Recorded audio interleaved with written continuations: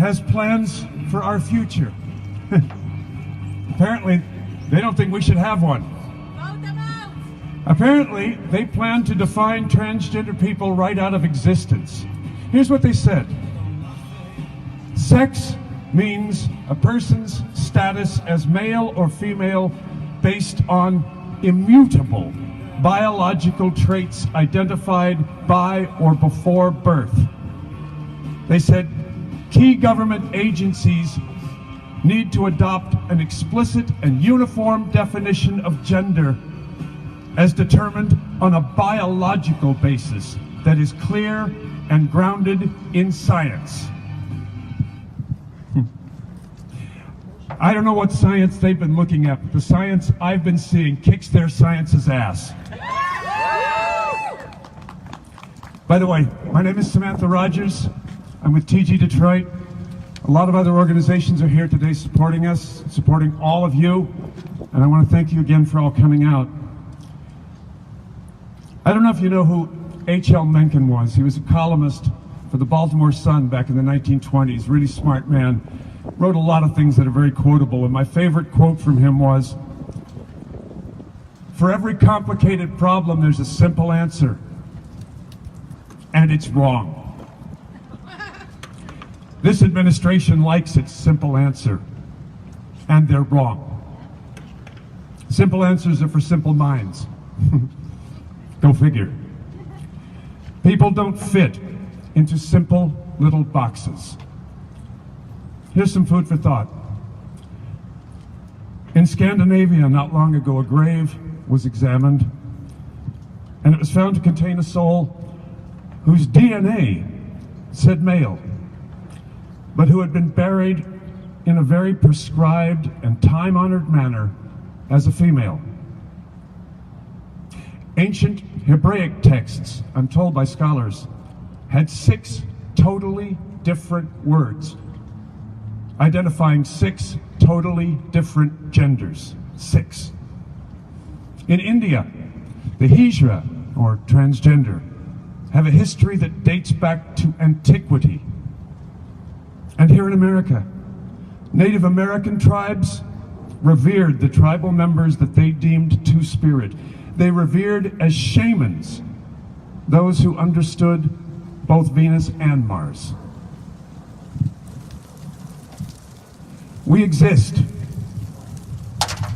and we always have existed. But so has hatred. So has blind prejudice. More than 600 years ago, a guy I kind of like named Bill Shakespeare, wrote a play. It wasn't about transgender people, no. Although Bill did put quite a bit of cross-dressing into quite a few of his plays. No, this was a play about prejudice and hatred. In this case, prejudice and hatred against a man because he was Jewish. That man's name was Shylock.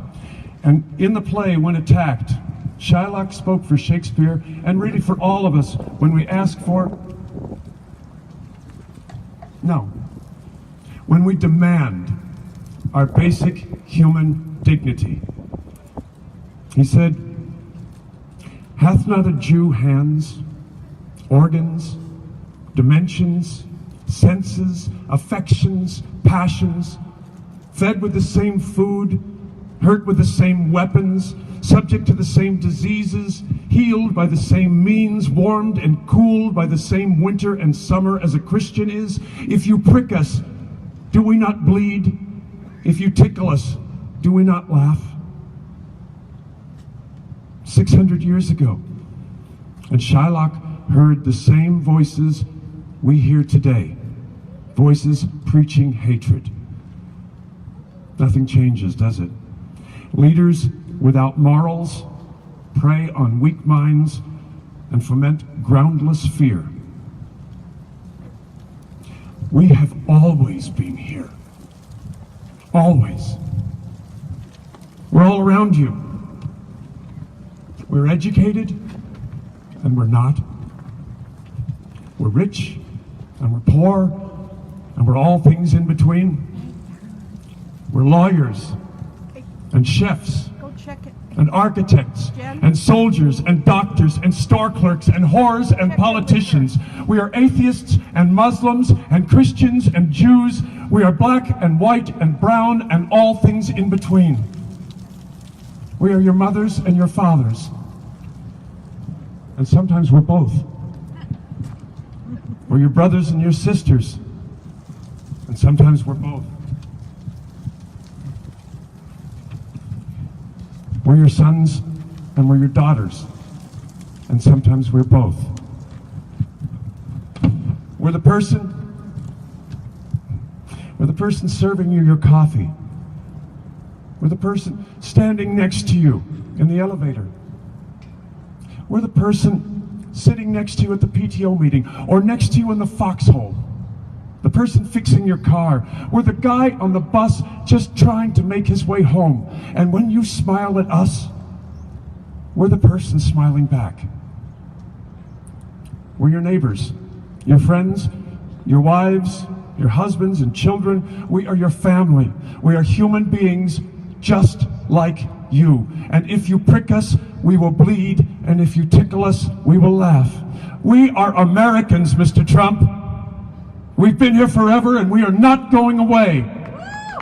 Yay! We deserve better than you, Mr. Trump.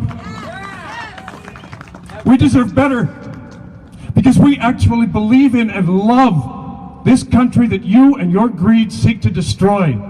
We deserve better, but we are not leaving. You could count on it. You cannot legislate us away. We exist. We exist whether you like it or not. We exist, and this is our country too, Mr. Trump. You can preach your hate, and you can pass your laws, and we will still stand tall and proud. We will sing, and we will dance, and we will love, and we will persist, and we will not be erased, Mr. Trump. We will not be erased. Julia?